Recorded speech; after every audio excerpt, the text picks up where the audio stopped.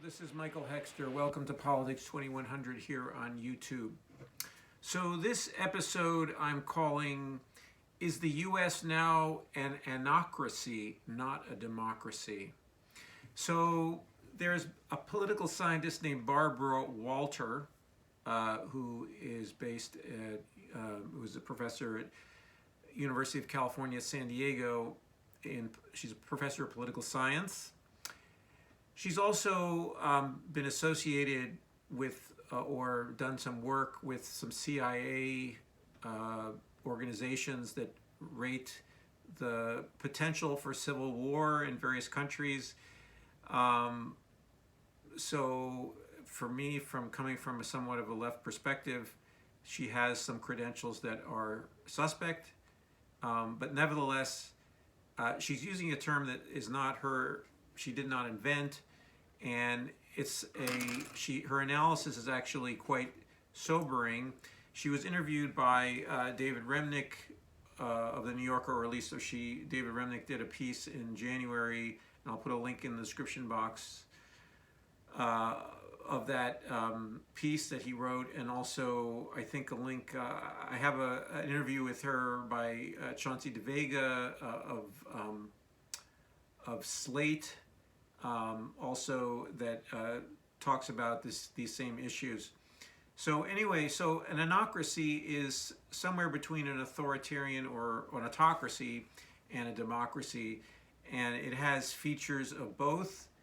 And what concerns Professor Walter, is the potential for violence and for civil war. And she says that anocracies are more likely to have political violence and potentially civil wars than either democracies or autocracies. So, for instance, China would be an autocracy, and then there are different types of anocracy that, for instance, Russia would be considered an anocracy, but with more authoritarian features than, for instance, now the United States. Whether the United States is an anocracy or not is something that you can argue about, but I think a good argument can be made that we are no longer in a democracy in the United States, and it is not simply for the reasons that David Remnick lists in his piece in the New Yorker, which predictably is very, let's say, shields the Democratic Party and centrists who nominally are for democracy from criticism. And I think if you think of another word for an anocracy is a managed democracy, and also another way to think of it is in an anocracy, there's no completely developed mechanisms to address grievances. So you see already that in the United States, at least for people who follow closely U.S. politics, that many grievances have been pushed aside, have been managed, have been suppressed, and been pushed out of the political system by the way our system works. It is not simply because the GOP has turned toward autocracy or minority or some kind of neo-fascist or anocratic, let's say, vision of what they want to create in terms of our laws and how they want to manage elections and the control that they want to have, the power they want to have from a minority position within U.S. government and within the U.S. society overall. So what's missing from these accounts that focus only on the right wings and Trump's contribution to our descent from democracy is the role of the media and the role of the Democratic Party in excluding certain grievances from its its palette of acceptable policy responses to those grievances, acceptable remedies. So, and this has a lot to do with, and this is where the origins of, although I appreciate the candor or the honesty with which Professor Walter confronts our American exceptionalist rose-colored glasses and tries, and the comparative perspective that she offers. In other words, people in the United States tend to think of ourselves as exceptional, as a shining city on the hill, and she is a refreshing, let's say, departure from that in her analysis, but or she offers a departure from that, but she doesn't go far enough in looking at the role of corporate power and the corruption of our political system by money. And predictably, because among other things, the CIA, with whom she's done some work, or who she's consulted with or whatever, is are for a long time and still the gangsters of capitalism. Basically the fundamental tension between capitalism and democracy is something that is, I believe, and I don't know, I haven't read all her work, but beyond her capacity, and certainly beyond the capacity of the CIA, which has functioned as exactly that arm of the gangsters of capital. In other words, the arm of international capital in deforming democratic regimes in other countries. So I would take with a big grain of salt the application of this term, but still, I think even if we liberate the term anocracy from this constraint that that origin would dictate, or that association, that group of still American exceptionalist, I would say, and American imperialist even more, institutions, that I think it makes sense to look at the United States as a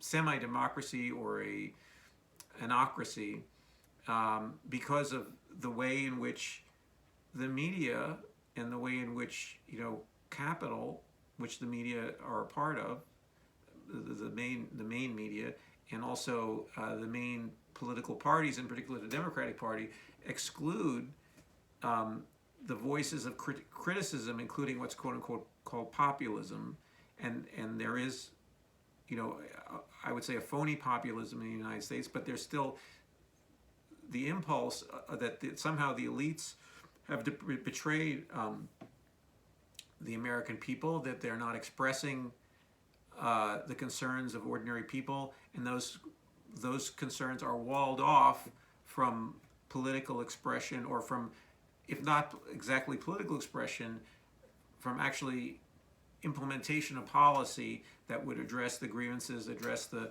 concerns, for instance, the cost of health care, the cost of college, all these things are kept out of the central policy architecture and the what's permissible to talk about, even within the media, or that there's hand-wringing in the media of various kinds. So there's hand-wringing by the Democratic Party, the good cops of this anocratic system, about various ills, social ills. So it's brought up. There's a tearing of hair. There's a sense that something is amiss, but then the implementation of policy, the people who are proposing the solutions, for instance, the Bernie Sanders or Medicare for All proposals from other quarters,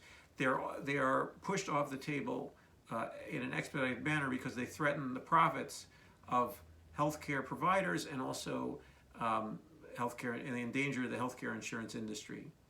And I mean, that's just an example. And then there's also student loan servicers, and for instance, the Super Bowl. Today is Super Bowl Sunday. Super Bowl is being played in a stadium that's named for SoFi, which is a SOFI, which is a SoFi, which is a, among other things, a student loan servicer and a profiteer off the student loan system. And apparently, the naming rights for that stadium cost $625 million. So that $625 million came from the payments of the indebted, former students who are paying off their student loans. So there's basically a system that is walling off the ability of the American people to get their grievances or whatever their demands being put into public policy. So again, the function of the Democratic Party. So we can look at definitely the Republican Party and their efforts to subvert democracy and one vote, one person, one vote rule. Also, this is aided by, among other things, the interpretation of the First Amendment as, with money as speech, or enabling basically corporation, also corporate personhood. So basically, those interpretations that have been largely unchallenged in the legal theory, or at least in the political discussion of legal theory and the contestation of different legal theories and constitutional theories. But anyway, so if we just look at the Republican Party, we miss the effect of the incomplete addressing of grievances by the Democratic Party, where the grievance is acknowledged and then suppressed, and then it's stifled. And this creates, among other things, as I noted in a previous episode, a hatred of the Democratic Party, because they're being teased. It's teasing people, and the teasing part is something that is leading to lots of basically, unpopularity and a potential catastrophic loss in later this year in November for the Democratic Party. And I don't know if the party leadership is really aware of that. But that game, the game of acknowledging or hand waving and hand wringing about grievances, but not actually implementing them into policy and ushering them into policy, or at least steadfastly fighting for those if there is actual resistance, and that's not happening. The steadfast fighting, there are a few Democrats who seem to be fighting somewhat steadfastly, but they are a minority and they're not in the party leadership. Anyway, so meanwhile, you have this party apparatus that is committed to keeping the cycle, the enrichment of the Democratic consultant class, and also the mega donors, and so they have these constituencies that are much more important to them rather than the voters and the American people. So it's an enclosed system from a number of angles, from the Democratic side and then from the Republican side. And so, but meanwhile, the Republican side has created or attempts to create either stir up various grievances. Okay, so if we use the language of grievances, they are good at creating and stirring up grievances and acting as if they are coming from outside this the elite policy or the elite, both political, economic elite, but they're just implementing policy that is supporting that elite and continuing it. But they create a phony, a codpiece, you could say, or a scrim a veil over there that they're quite successful at. They've developed it over many years, and they've honed it through talk radio from Ronald Reagan on Rush Limbaugh, so forth and so on, of stirring up quote unquote populist grievance that doesn't challenge the fundamental power structure in American society. It's a phony challenge to that power structure. So, but anyway, so the way our system is currently structured is that it's intolerable to imagine a President Bernie Sanders, or maybe a president in the future AOC, or some other left of center, substantially left of center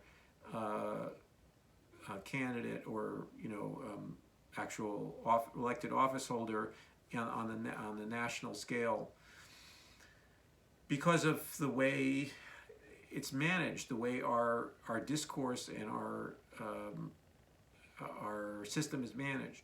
So anyway, so I think this, I'll put links into the description box for a couple different resources on this. Again, I think it's something that it's not, in some of its representations, is not exactly as I would phrase it, or as I would express it, but I think that it's valuable that there are people who are sounding the alarm bells, and I would sound the additional alarm bells that the Democratic Party and mainstream media are part of our anocratic drift, and are aiding it, and are as complicit, or almost as complicit in it as is the Republican Party. So anyway, so if you like this video, please like it. Please hit like there, and then also if you have responses to this topic, or you can add some more information about it, please comment below, and also, or if you want to argue with my gloss on it, please do. And then also, if you're enjoying Politics 2100 or getting something out of it, please subscribe, and I'll see you in the next video.